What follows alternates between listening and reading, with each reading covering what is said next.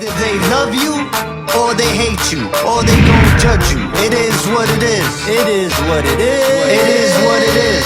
It is what it is. Welcome back to another beautiful episode of Lingo Ink's Open Minds.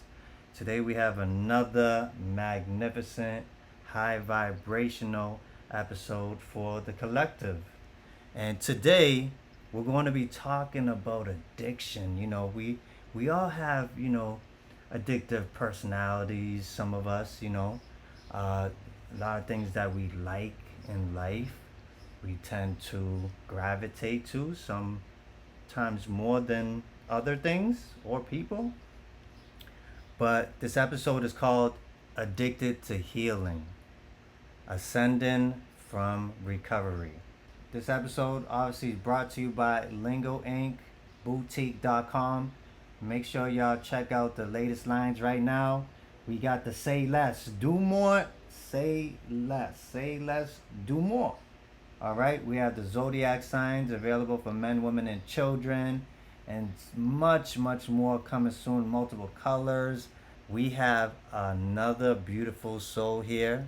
She is a spiritual healing coach and a modern day philosopher. Follow her at Jess1in1. You see it on the screen here, and at on Twitter, and at Starlight Empath 1111, 1-in-1, basically. Follow her. Welcome her to the show, everybody.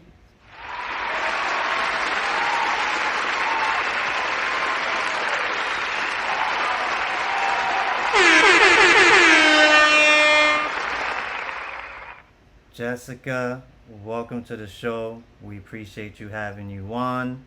We spoke about addiction, and I just want the people to know who you are, your experience, your story, and how you came from addiction to healing.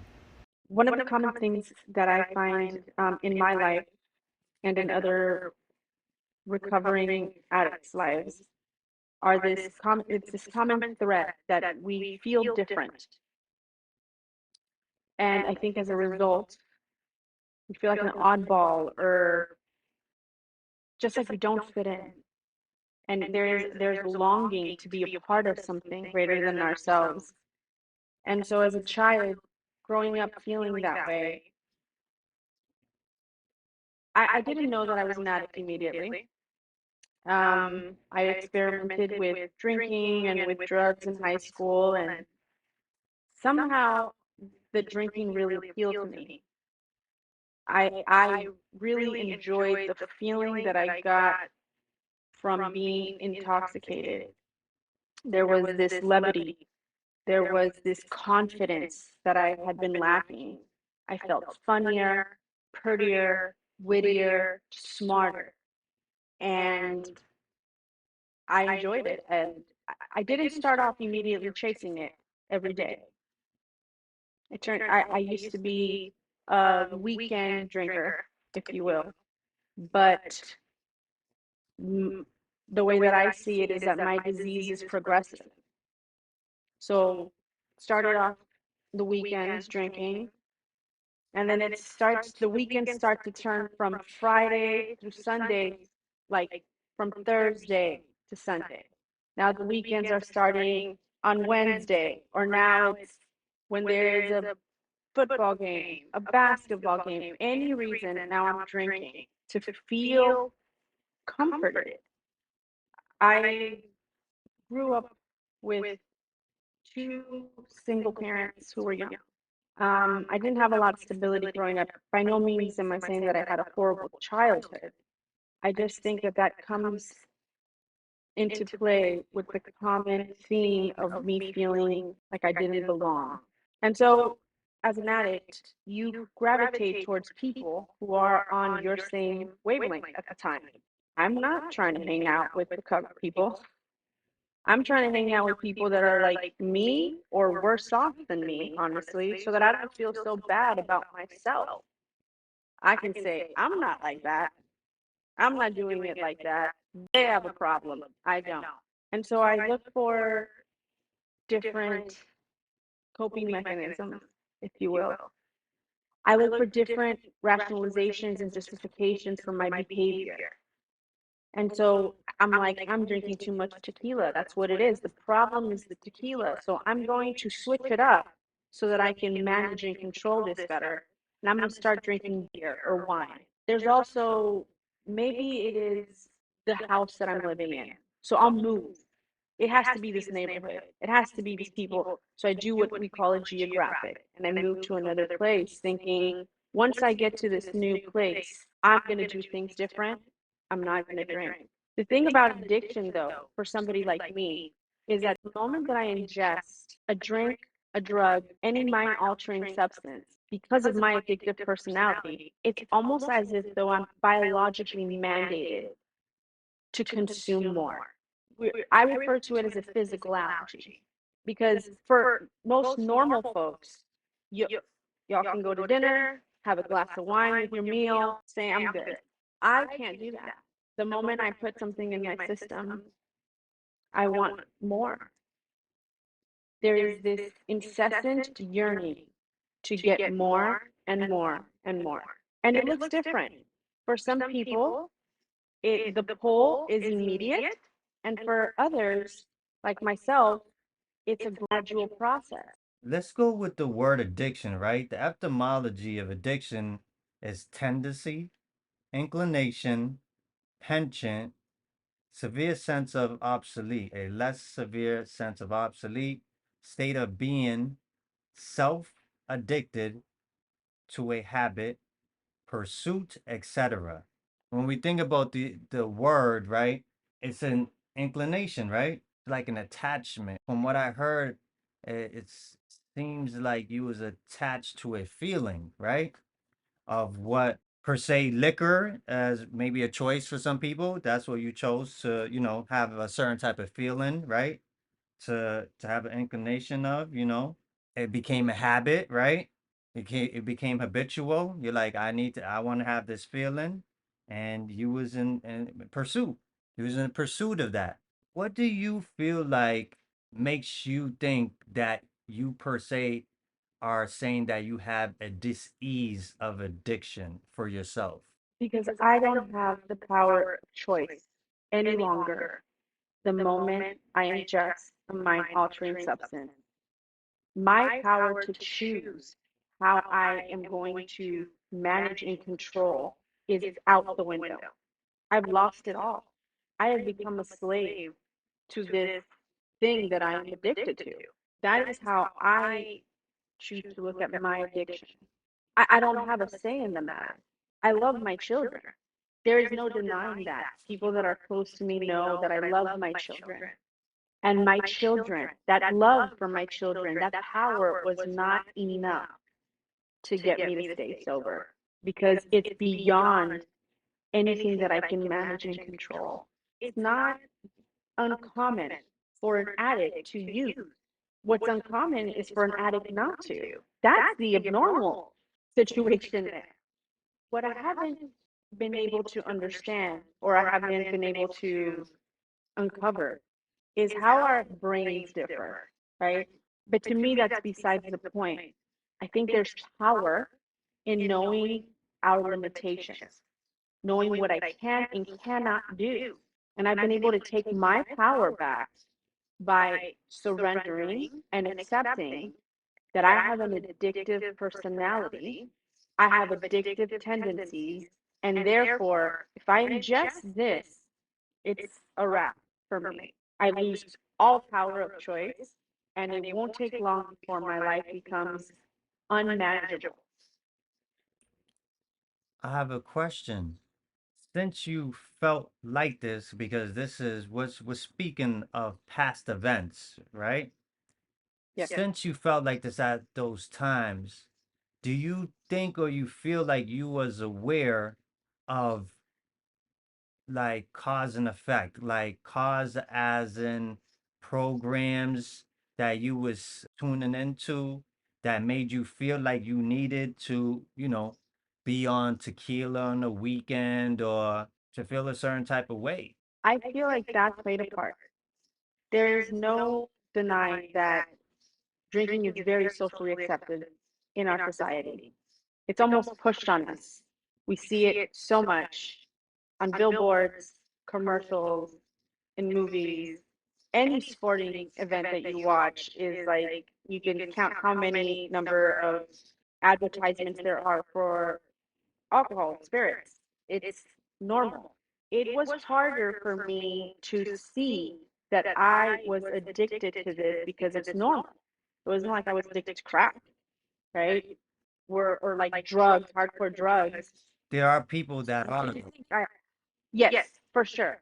And I've worked with a lot of people that have, I'm going to get into this in a minute about being cross addicted because what I've come to know is that this addiction to alcohol was just but a symptom to a much deeper addiction. Once I started to uncover that alcohol wasn't my problem, it was what I would use as a solution.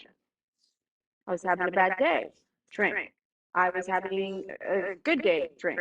I do believe the influences outside in society contributed to it, but deeper than that, there is this biological programming that's different from me versus yours. I have friends that I've been out with that can drink a half a drink and not have a desire for more. And I look at them, and to me, that's bizarre. I don't comprehend that because I'm the type of person that I'm like, this drink is not enough. I'm gonna need like at least two or three to get me where I want to be. And this is a common theme in society and the culture that we live, right? A lot of people go to parties and it's just this feeling of euphoria that people try to find, whether it's through liquor, and certain other drugs, ecstasy, cocaine, you name it. And people just they strive for that. And then what happens? You build a tolerance, right? So at first it's like, that one drink kind of got you there, and then you build up a tolerance, just like anything, and then you need two drinks, then three, then four, then you have the drink a bottle challenge coming up next. Even when you think about smoking weeds, I don't think anything particularly negative with herbs, right? But people could be addicted to anything, water, right? And if you have too much of anything, Yes. it's not a good thing. Same thing with weed, right? Marijuana, Mary Jane, whatever y'all people out there in the world call it, okay? The herb or the grass, all right? You can start off with a puff or two, then some. I even know individuals that they go through 8 or 4 whole blunts or just bongs every day. This is part of society culture. So the Yeah. addictive behavior definitely stems from somewhere, needing some people a belonging to something, right? And obviously here there's a conditioning, programming to think outside of ourselves, right? So this needing, this longing for something, even a feeling, right? That's what a lot of people are chasing. And it could become a dark place because once people realize that they don't go within, they're gonna go without, right? Without of themselves. And if they need to have a feeling to either feel happy, or to, even some people have stated they needed just to go through the days, right? Mhm. The Yeah. DAZE and the DAYS. You see what I'm saying? Because Yeah. that's what's going on here. The illusion of happiness and all that, right? This thing that everybody's chasing to look like, to even feel like, right? Everybody wants to feel like the man, the woman, right? That girl, that dude, right? So it stems from, deeper places. And then let's get on the masking, right? Self-medicating, right? People use substances to either block out past traumas, pain, physical, spiritual, mental, however you want to place it. So Yeah. it's become more than even just the fun. It's Oh, become other things it's too. And some people even would say their experience is just to get away. They don't have to think about anything. yeah. Because when in this reality here, there's so much placed on us, so much on that table, right? Let alone your own self. Some people can't even have time to go to their own self. Think about that, to meditate. They don't even have time. They have to deal with the reality. And Yeah. that's why we have to take time. What could you unpack of from that? Yeah, I feel like when I say we, I'm speaking about myself as an addict and as the addict community. Like I said, I work with a lot of people in this field, and we are maladjusted to life. We do not have the coping mechanism or the tools to be able to handle life on life's terms. And so, what we want to do is we want to fall below consciousness because living in this reality, in capital R reality, is too much for us. We don't know how to deal. We don't. So that seems like the solution to us is let me fall below consciousness so that, like you said, I don't have to think or I don't have to deal with this. What happens is we become dependent, like you mentioned earlier, upon that. This is where it becomes our solution, ties in. That becomes the only solution. That becomes our medicine to feel better, to deal with stressful times, to be able to cope with anything. When we decide, when something happens, because it's almost miraculous, the way that I see it, for an addict to choose sobriety over what their natural tendency is. When we choose that, we have what we are doing is we are creating these new neurological pathways in our brain. We are retraining ourselves that we're not going to use these old coping mechanisms. They don't work. They worked for a while. They worked really well for a long time for some of us shorter, but they worked, but they're no longer working because now we're seeing the manifestations in the 3D. Now our lives are unmanageable. It's harder for us to keep a job. Like our appearance starts to go down the drain. We're not taking care of our responsibilities. When we decide to finally accept, I don't know about other people, but I can speak for myself and the people I work with. Nobody was thrilled to accept that they were an addict. It was that was the last thing that I wanted to come out of my mouth is to say, I'm an alcoholic. Oh no. I fought it. I fought it. And I tried almost every imaginable thing you can think of to try and manage and control that. So I wouldn't have to say that. But there's a lot of power, in my opinion, when you know what you can and can't do.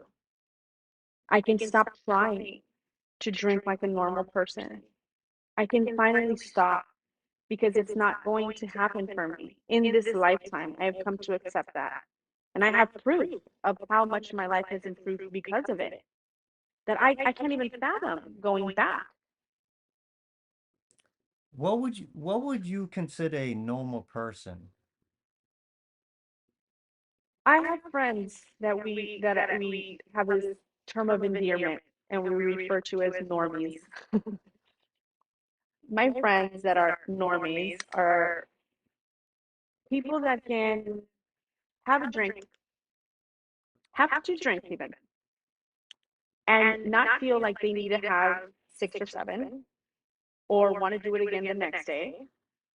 That don't end up trying to score cocaine at the end of the night because they drank too much, try and sober up, that can smoke a joint and or half a joint and hang out and chill and not feel like they need a bong rip every morning just to get through. That's what I consider normie people. There are people that can use drugs recreationally, and that's great. I don't, I'm not opposed recreational using of marijuana or drugs or whatever. Like, do you? I don't see that as bad per se. I just know that for someone like me who has crossed that threshold into full blown addiction, I don't have that luxury to smoke a joint like once a week. Like, that's it. So to So that's what I addictive consider. mindset, that's how you seen and you was able to acknowledge that, hey, I have an issue here, and through other people's experiences on how they are, I guess, interacting with the same substances that you seen yourself having an issue with, on obviously more than a couple people, because if it wasn't that, it wouldn't be normal, correct?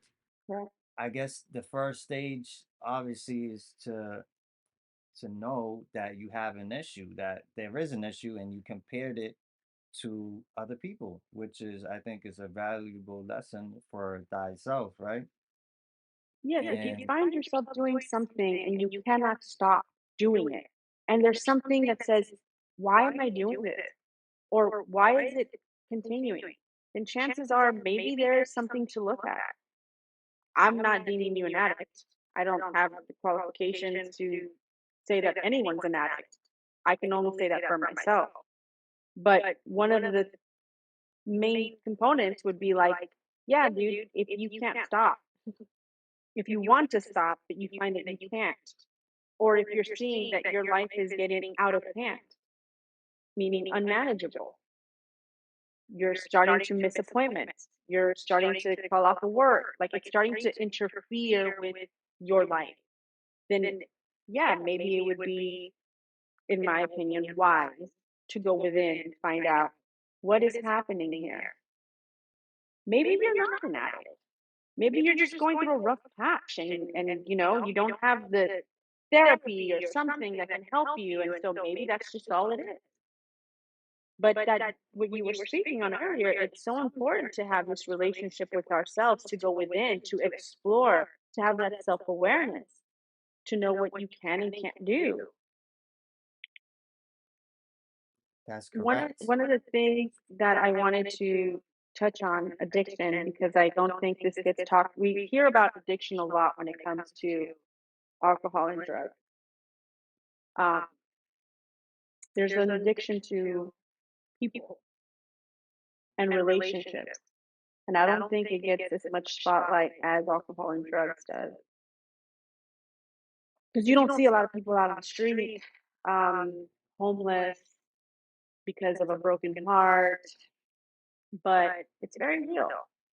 On my journey, I have met a lot of people who are addicted to relationships and are addicted to other humans, that are codependent, that find themselves being in one relationship after another, serial monogamous, and that's an addiction in itself. Some people are addicted to substances because they're addicted to people. Oh, yeah, definitely. It's this, it's this, the only way that I can describe it for the time being that resonates with me, it's like this hole inside of you that you're just trying to fill with external things, people, places, substances, situations, experiences, and you still find at the end of the day that you feel like something is lacking. And there is. It's the relationship with yourself. It's the relationship of you with your higher self and being in touch with that. But again, we had spoken earlier, to touch back on that, we were speaking about cultural norms, right? Societal rules. It's one of the things that I see people chasing a lot are relationships. They feel incomplete if they are not with their other half. Even that statement in itself other half, as if we are not complete, as That if we're missing, we're not whole. right? Exactly. It has people chasing these relationships. And I can speak from experience myself because I have been a serial monogamist. I have been chasing for external validation, things outside of myself. I'm an addict. I can be addicted to anything that I can derive pleasure from. I have been addicted to working out, addicted to running, anything that gives me pleasure. If I'm not cognizant enough to see my behavior starting to change, I can do that alcoholically. I say that because I call myself an alcoholic, a recovering alcoholic, meaning that I will chase it like a drug and want to do it every day. Anything that I can derive pleasure from. Pleasure seeker to the extreme. There's hope. It's not like doomsday for us. There's hope because we all know, well, I'm going to retract that. We don't all know, but it has been proven that neuroplasticity is real. We can change the genetics, if you will, of our brain, how it operates, what synapses are firing. We can change and modify behavior. That's what we're doing when we're choosing to go from this addictive personality to a recovering personality. We build self awareness. We start to see, oh, I'm starting to go down the slope here. I'm starting to want to enmesh my life with this other human. Let me take a step back. Let me talk to another human being about this. Let's self regulate. How can we bring it back to self so that we're not doing those old behaviors? And to me, that's where it's at. To me, that's what this healing journey and process is about. It's about modifying my behavior. I'm not doing the things today that I did when I was drinking and using. Or I'm not doing the things today that I was doing when I was addicted to sex and relationships. My behavior is changing. Every day I make a choice. I have free will. I get to choose today. Am I going to partake in this old behavior that has not ever led me to anything worthwhile? Or am I going to choose to invest in myself? And that poll that I was talking about, what am I putting into it? Am I spending time with Jessica? What does Jessica want to do today? What would you say was your great awakening to breaking this this leash, this attachment to, I guess, your mind, right? Because the mind is a powerful tool, right? Mhm. See how it's programmed and it can be shaped and indoctrined and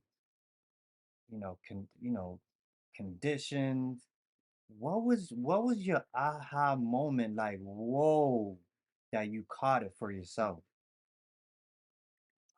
Well, my aha moment, which I refer to as my bottom, I'm going to describe my bottom. This is what it looked like. This is right before I decided to get sober in from alcohol and drugs.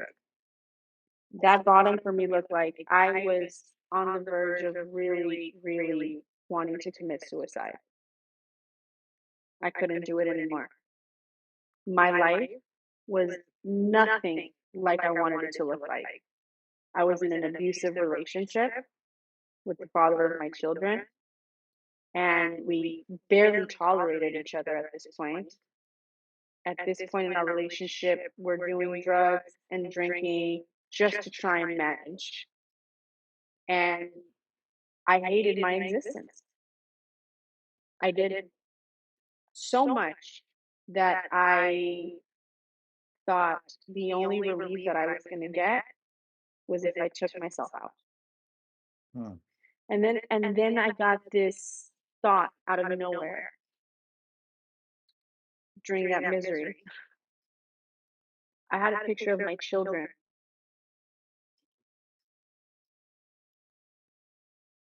finding their mother dead, Mm. or knowing that their mother had decided to take her life. And the emotional scarring that would leave, that imprint that would leave on them. And that was my moment where it shook me to think of the pain that I'd be leaving on, this trauma that I'd be passing on to these children. And I decided to do something about it. That was my turning point. That's where I said, I cannot continue to live like I'm living. So from that point, was you like in a room? Were you in your car? Was you just I like w- already on a substance? Like, well, I don't think you could have that type of profound on spirits, right? Because alcohol No. and spirits induces spirits. Like, where was you at? And you was just like, uh, I'm getting up today and I'm ascending. I was feeling a lot of misery, and I was not drinking. This was probably, I was hungover from a night of drinking, and I was here. I was right here in this room, right here when it happened. This is where I did a lot of my drinking, and this is where I had my spiritual awakening, if you will. And then from that point, what was your steps to recovery and get into where you're at now, where you're actually helping women go through these issues with themselves? So I one of the first things that came to me, and I feel like this was all divine intervention type of things. Divine There time. was something new that I knew that I couldn't do this alone. I tried doing it alone. I did. I was successful for 30 days. I I went I went to a library to check out a book because I could see the behavior altering. I'm drinking a lot more than I used to. So I went to the library, I checked out a book, and I thought to myself, I'm gonna check out two books. One is I'm gonna look at what biologically I'm doing to my body when I ingest alcohol, so I can scare myself straight. And the other one was called 30 Days to Sobriety. And I was like, oh, it was like a little self-help book. And it was like, hey, you might not be an alcoholic. And I love that. I was like, I'm on board with this book. So they gave us like a challenge. Try not drinking for 30 days. And I took on that challenge because I wanted to prove to myself that I was not an alcoholic. And so I didn't drink for 30 days. And I was so over the moon, okay, that I didn't drink, that I decided to celebrate by getting wasted because I'm not an alcoholic. The irony. So to go back to your question, um, what I ended up doing is I knew that I could not do this alone. I've tried it several times and it failed. I was going to need help. So I sought help. I went online on Google to see where can I get some help for this. And I was given various resources. And some of them were expensive, some treatment centers, things of that nature. I went somewhere where it was free. And I sat in a chair for an hour and I heard people laugh, which I had not heard laughter in a very long time. And people that know me know that I love laughing. I'm a funny, goofy person, and so for a long time, towards my bottom, there was no laughing. So I'm in this hall, and I'm hearing people laugh, and I'm hearing people share, and I'm hearing my story in others. Like, oh my gosh, this person and I, we drink the same. Like you're not the only one. You see? Exactly. That is what helped me.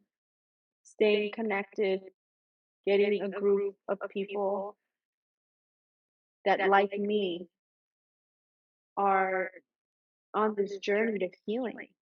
And we're healing one day at a time. Having that support system. Because there are days when life gets really lifey and Let's get lightly. feel I really like that word for heavy. some reason. I don't know if it's a word or not, but it gets really lightly for real though. It really, and without that without that support from, for me, The it's my collective, girlfriends. Yes, because we're all part of this. we are. We really are. So we see Without ourselves, the support, yeah. we see ourselves in each other, depending on what frequencies that we're on. Sometimes you could be vibing high, some others are vibing, and if you're not there, it's kind of like how can we do this? You know what I'm saying? And one thing I love to tell, the collective, right, is to be careful of what you label yourself. Remember the power of words, right? Word magic. It's energy, right? There's a vibration and frequency in the words that we speak, right? Somebody could tell you something and it could bring you down in frequency. You could start feeling low vibes off of just something somebody's telling you, right? But think about you telling you something low vibe. Even calling yourself anything will place being to your energy. For you, I've heard in the last couple of minutes a moment where a message came to you, whether it was through online or wherever you got that message. It was divine timing because you asked for it from yourself. That said, you are not an alcoholic. And then as soon as you accepted that, yo, this thing or this person is right. I'm not an alcoholic. You just really transmuted, alchemized your own reality. You now took the label off of you and you put it away and you kept with it for 30 days.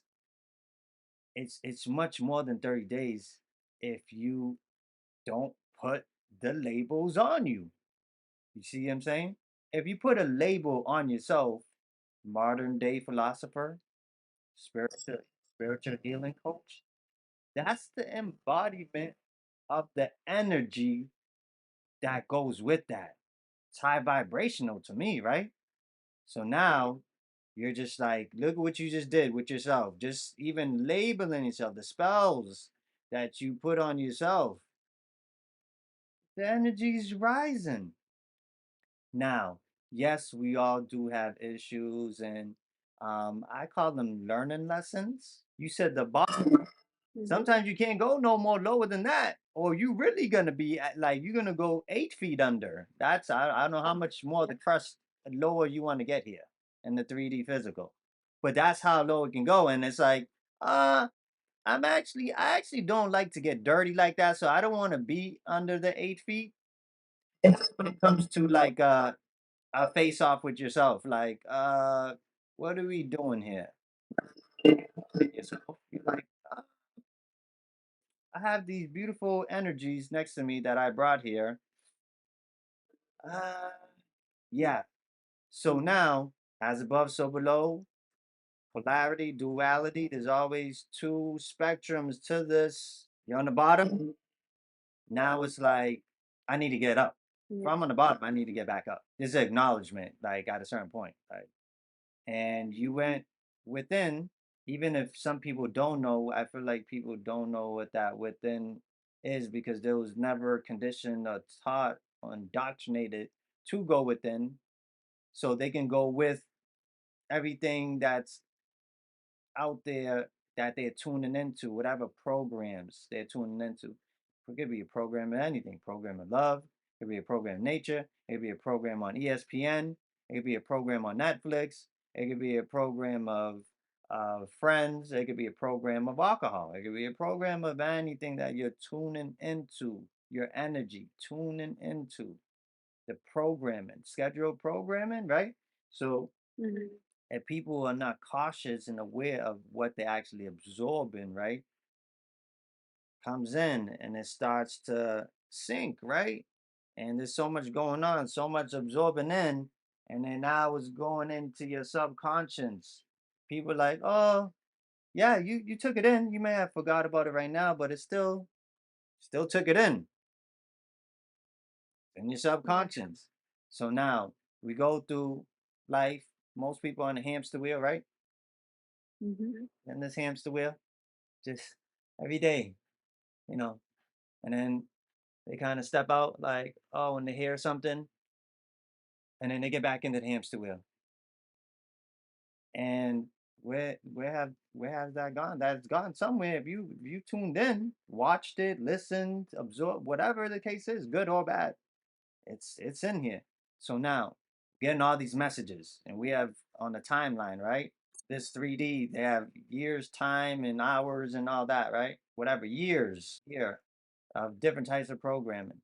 And then you go through situations, and then you get triggered. People don't even know what's going on. It could be something that somebody does or says, and it triggers a subconscious program that you got earlier. Now you're reacting to that. Now people are seeking things to seek remedy.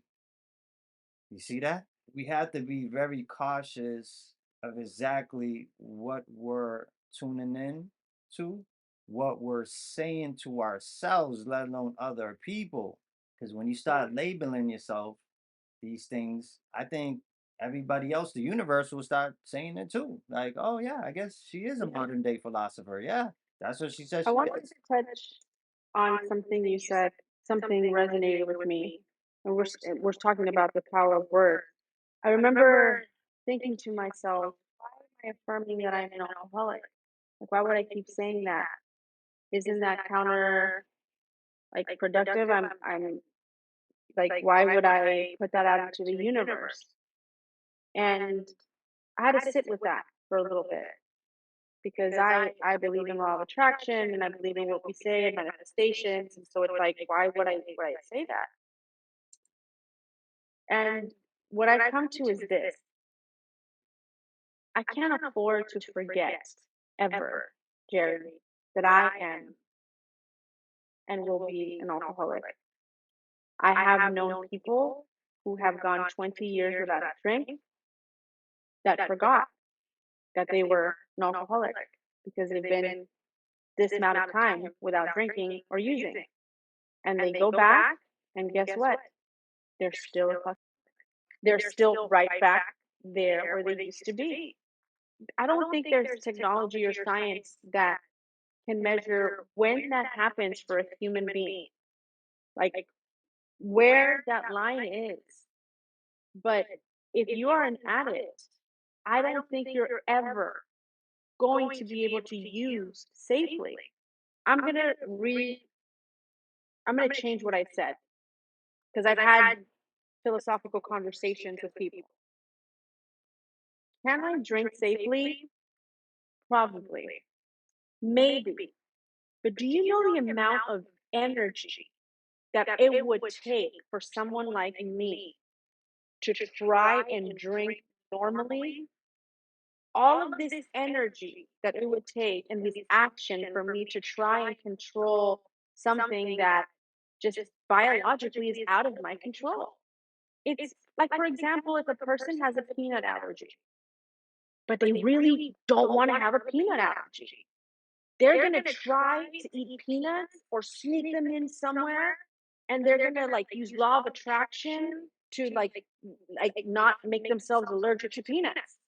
Can that person mind over matter it? I think they can. I believe they can. But how important is the damn peanut to you that you're going to spend hours and so much energy trying to not have this allergy and this adverse reaction to a peanut, knowing that you are allergic to a peanut. I have a You response. spend your energy elsewhere in a more productive and knowing that, hey, listen, I have a peanut allergy. It's not safe for me to consume peanut. Maybe I should just like not consume peanut. So Response. I have a response. Mhm. The issue is very simple here. It goes back to words, right? And the key word that I heard why this is an issue is the word try. If you try to walk across the street, you want to know what that looks like? Looks like this. That's it. My arm's moving up. Mhm. That's what trying. So we both agree, right, that the universe works for us. If I'm going to try to not eat a peanut, that's throwing out crazy signals because trying is not doing. Yes. If I tell myself, you know what, I'm going to try, that's like a gray area. If I keep trying, I'm not actually doing. So if I keep telling myself I'm trying, I can see where this could take a long time. Yeah. Like this is where you grab a Snickers. It's a lot easier to accept that you are allergic to peanuts. It's a lot, you see what it does to your body. You ingest the peanut, you go into the shock or start getting hives. It's harder for you to breathe. I know you don't want to have a peanut allergy, baby. I get it. But here's the situation. You're allergic to peanuts. It's safe if you do not consume peanuts in any fashion. Peanut candy, a sauteed chicken, like Are you speaking about an energy that actually likes to eat peanuts, but they might be in the hospital? That's an interesting. I'm talking about addicts. Addicted, but they're addicted to pain. That type of energy right there, because to have hives and have to go to the hospital for peanuts, they I'm assuming that type of energy will have a great awakening in with the IV or something. That's what I'm assuming. But it can be the same said for an addict trying to heal from alcohol or drugs.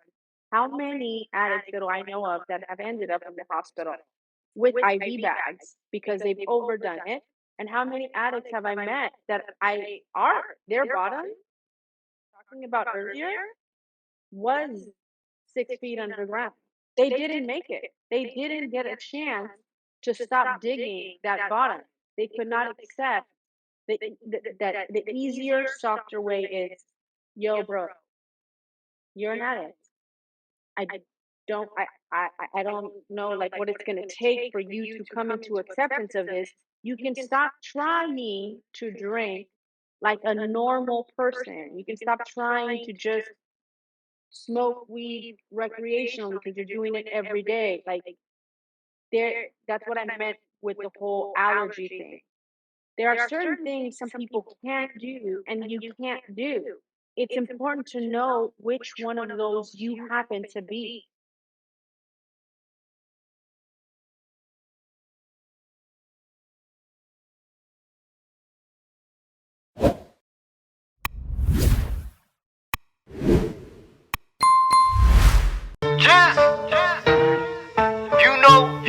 You.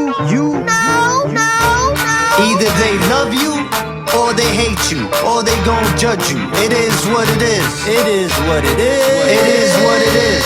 It is what it is. Being your own, living your truth. All these egos and pride got something to prove. I got my diva inside, cooped in a coop. Keep your feelings inside. I do what I do. I move how I move. Choose what I choose. Third eye's active in motion. Magnificent views. There's too many options, so much to choose. What is for me is just not what's for you. Vice versa. Let it all go. Most of it's not worth it. Just stay focused on your goals and life purpose. Be a student of this life and never stop learning. Never stop learning.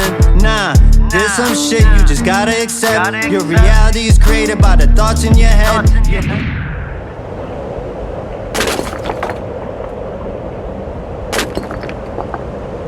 You.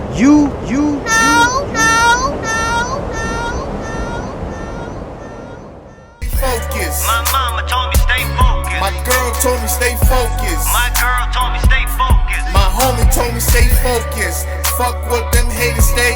Keep stacking that paper and kick them doors wide open. Doors wide open.